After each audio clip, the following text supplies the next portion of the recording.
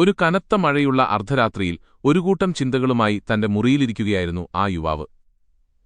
പുറത്തെ കടുംമഴ തോരാതെ പെയ്യുന്നുണ്ടായിരുന്നു. പെട്ടെന്നാണ് അദ്ദേഹത്തിന്റെ മുറിയുടെ വാതിലിൽ ആരോ മുട്ടുന്ന ശബ്ദം കേട്ടത്. വാതിൽ തുറന്ന അദ്ദേഹം കണ്ടത് മഴയത്ത് നനഞ്ഞുവിറച്ചു നിൽക്കുന്ന അങ്ങേയറ്റം സങ്കടത്തിലായ ഒരു പാവപ്പെട്ട മനുഷ്യനെയാണ്. എന്തോ വലിയൊരു ബുദ്ധിമുട്ടിൽ അകപ്പെട്ടുപോയ ആ മനുഷ്യൻ കൺമുന്നിൽ നിൽക്കുന്ന യുവാവിനോട് കൈകൂപ്പിക്കൊണ്ട് എങ്ങനെയെങ്കിലും ഒന്ന് സഹായിക്കണമെന്നഭ്യർത്ഥിച്ചു. ആ സങ്കടം കണ്ടപ്പോൾ അദ്ദേഹത്തിന്റെ മനസ്സലിഞ്ഞെങ്കിലും അപ്പോൾ തന്റെ കൈയിൽ ആ മനുഷ്യന് നൽകാൻ തക്കവണ്ണം പണമോ മറ്റ് സമ്പാദ്യങ്ങളോ ഒന്നും ഉണ്ടായിരുന്നില്ല. എന്നാൽ തന്റെ മുന്നിൽ വന്നു നിൽക്കുന്ന ആവശ്യക്കാരനെ വെറുങ്കൈയോടെ മടക്കി അയക്കാൻ ആ വലിയ മനസ്സ് അനുവദിച്ചില്ല.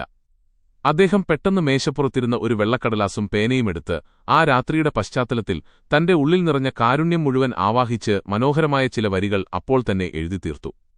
ആ കവിതാത്താൾ ആ മനുഷ്യന്റെ കൈകളിൽ ഏൽപ്പിച്ചുകൊണ്ട് ഇത് നഗരത്തിലെ പ്രശസ്തമായ പത്രമാസികയുടെ ഓഫീസിൽ ചെന്ന് പത്രാധിപർക്ക് നൽകാനും തന്റെ പേര് പറയാനും അദ്ദേഹം നിർദ്ദേശിച്ചു. പിറ്റേന്ന് രാവിലെ ആ ഓഫീസിലെത്തിയ പത്രാധിപർ ആ വരികൾ വായിച്ചയുടൻ അതിന്റെ മനോഹാരിതയിൽ മയങ്ങിപ്പോവുകയും ആ മനുഷ്യന്റെ ആവശ്യത്തിനു തക്കവണ്ണമുള്ള വലിയൊരു തുക പ്രതിഫലമായി നൽകുകയും ചെയ്തു. അന്ന് രാത്രിയിൽ ഒരാളുടെ സങ്കടം മാറ്റാൻ വേണ്ടി ആ യുവാവ് തന്റെ കാരുണ്യത്താൽ പെട്ടെന്ന് എഴുതി നൽകിയ ആ വരികളാണ് പിൽക്കാലത്ത് മലയാള സാഹിത്യത്തിലെ എക്കാലത്തെയും മികച്ച പ്രണയ സൗന്ദര്യ കാവ്യങ്ങളിലൊന്നായ കാവ്യനർത്തകിയായി മാറിയത്. ആ വരികൾക്ക് ജന്മം നൽകിയ ആ മഹാപ്രതിഭ മറ്റാരുമായിരുന്നില്ല, മലയാളികളുടെ പ്രിയ കവി ചങ്ങമ്പുഴ കൃഷ്ണപിള്ളയായിരുന്നു.